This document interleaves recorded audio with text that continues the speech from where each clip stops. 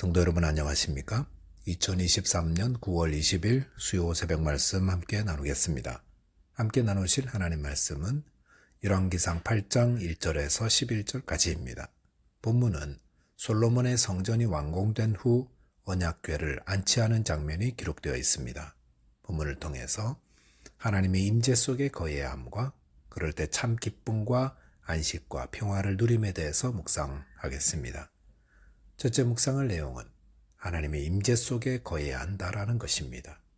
본문 1절에 보시면 이에 솔로몬이 여호와의 언약궤를 다윗성 곧 시온에서 메어 올리고자 하여 이스라엘 장로와 모든 지파의 우두머리 곧 이스라엘 자손의 족장들을 예루살렘에 있는 자기에게로 소집했다고 하였습니다.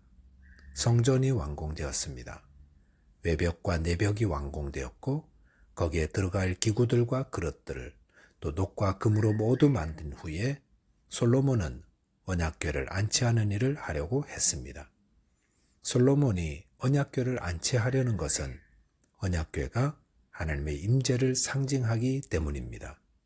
하나님의 임재 없는 성전, 아무 의미가 없습니다.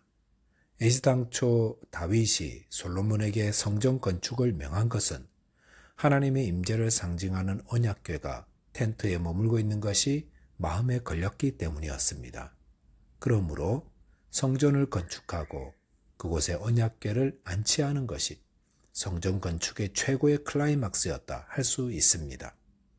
성전은 얼마나 화려하고 고급스럽습니까? 외장은 돌로 지었고 내장은 레바논 백향목 고급 목재로 지었습니다. 그리고 그 안은 모두 금으로 붙였습니다. 또한 지성소 안에는 감람나무로 두 그룹을 만들었는데 두 날개를 펼치고 있습니다.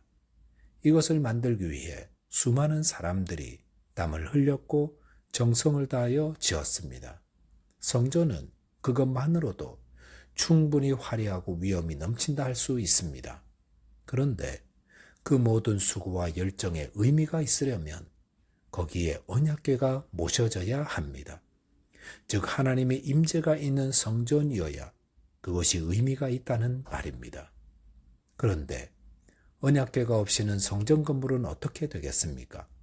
성전 건물은 그 자체로 사람들에게 충분한 매력적인 장소가 될 수 있습니다. 그것을 돌아보며 처음 세워진 역사를 이야기하고 또 성전 내부와 외부의 건축 기법을 보며 감탄할 수도 있습니다. 하지만 성전이 가장 성전답고 가장 고귀하고 아름다울 때는 그곳에 하나님이 임재하실 때입니다.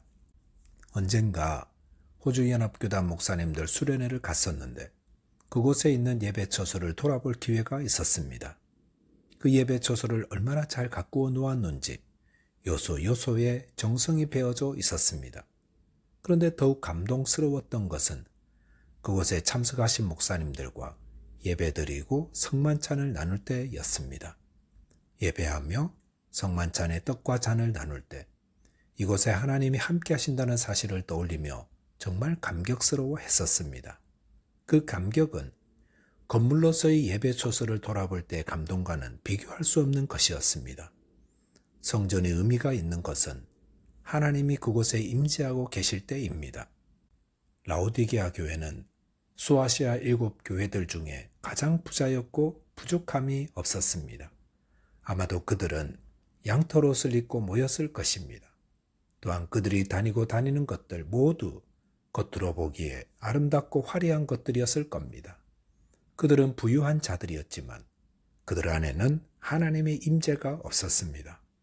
그렇기 때문에 요한계시록 3장 20절에 보시면 라오디게아 교회를 향해 주님께서 볼지어다 내가 문 밖에 서서 두드리노니 누구든지 내 음성을 듣고 문을 열면 내가 그에게로 들어가 그와 더불어 먹고 그는 나와 더불어 먹으리라 하셨습니다. 주님은 그들에게 마음을 열고 주님을 모셔드리는 자 되라, 하나님의 임재 속에 거하는 자 되라 권면하시는 것입니다. 우리가 드리는 예배와 봉사와 헌신에 의미가 있으려면 여기에 하나님의 임재가 있어야 합니다. 지금 이곳에 하나님이 계십니다. 성도들의 모임에 하나님이 계십니다. 이 의식이 있을 때에 그 예배가 참 예배가 됩니다.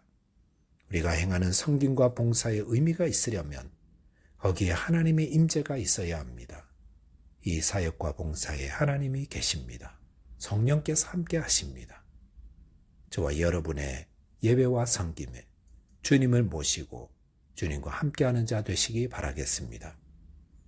둘째로 묵상할 내용은 하나님의 임재 속에 참 기쁨과 안식과 평화를 누린다는 것입니다. 본문 2절에 보시면 이스라엘 모든 사람이 다 에다님월 곧 일곱째 달 절기에 솔로몬 왕에게 모이고 라고 했습니다. 언약궤를 성전에 안치하는 일을 에다님월 곧 일곱째 달 절기에 행했다고 했습니다.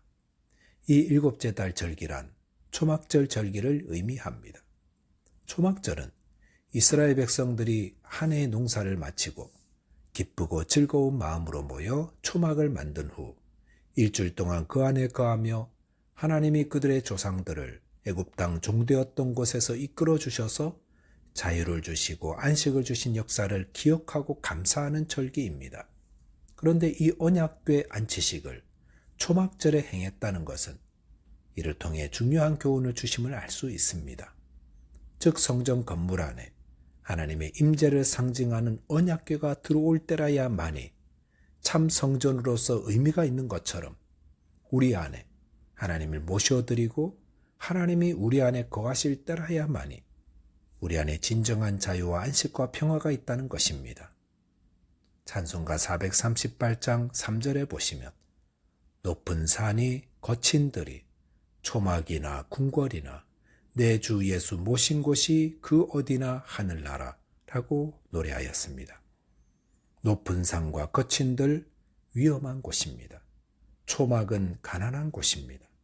그런데 그런 곳에서도 주 예수님을 마음에 모시고 사는 자는 천국의 기쁨과 안식과 평화를 누린다는 것입니다. 궁궐은 부유한 곳인데 그런 곳에서도 참된 기쁨과 안식과 평화를 누리려면 마음에 예수 그리스도를 모시고 살아야 합니다. 진정한 자유와 안식과 평화는 어떤 장소에 가야 얻는 것이 아니라 주님을 모실 때 주님의 은혜로 누리게 되는 것입니다.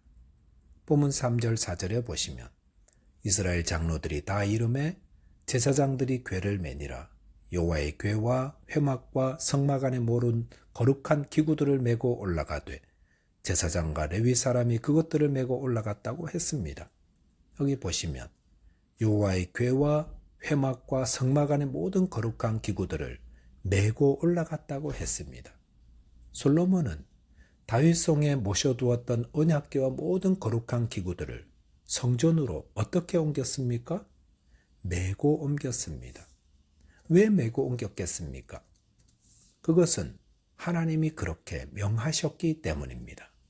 민수기 4장 15절에 보시면 성소와 성소의 모든 기구들을 옮길 때는 고앗 자손들이 매게끔 하셨습니다.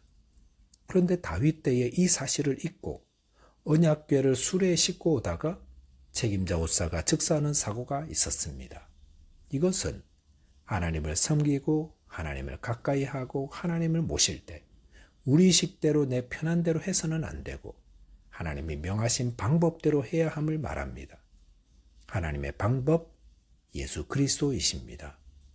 하나님은 그의 아들 예수 그리스도를 이 땅에 보내셔서 우리 죄를 대신하여 십자가에 죽게 하시고 이 십자가 대속의 죽음을 믿는 자에게 죄사함을 주시고 성령을 보내셔서 함께 하십니다. 그 말은 하나님을 모시는 유일한 길은 오직 예수님의 십자가를 믿는 길밖에 없다는 것입니다. 다른 길은 없습니다. 언약궤를 매는 법 외에 다른 방법이 없듯 하나님을 모셔드리는 것은 오직 예수 그리스도의 십자가밖에 없습니다. 그럴 때 어떻게 되었습니까? 본문 5절에서는 왕과 백성들이 성전의 궤를 안치하기 전에 수를 헤아릴 수 없는 양과 소로 제사를 지냈습니다. 그리고 언약궤를 지성소에 안치한 후 10절에 보시면 하나님의 영광을 상징하는 구름이 성전에 가득하였다고 했습니다. 이것은 얼마나 감격스러운 모습입니까? 거룩하신 하나님이 이 죄인들이 만든 성전에 임재하셨다는 것입니다. 그리고 그 영광으로 충만히 임하셨습니다. 인간이 거룩하신 하나님의 영광을 대하는 것보다 더 복되고 감격스러운 일은 없습니다. 저와 여러분께서 예수 그리스도의 십자가 보혈을 믿으심으로 하나님의 임재 속에서 기쁨과 안식과 평화를 누리는 자 되시기 바라겠습니다. 기도하겠습니다. 하나님 아버지, 저희의 모든 예배와 섬김에 주님 함께하여 주옵소서. 예수 십자가 보혈을 믿음으로 주님 안에서 기쁨과 평화와 안식을 누리게 하여 주옵소서. 예수 그리스도 이름으로 기도하옵나이다. 아멘. 오늘도 믿음 안에서 승리하는 하루 되시기 바라겠습니다. 감사합니다.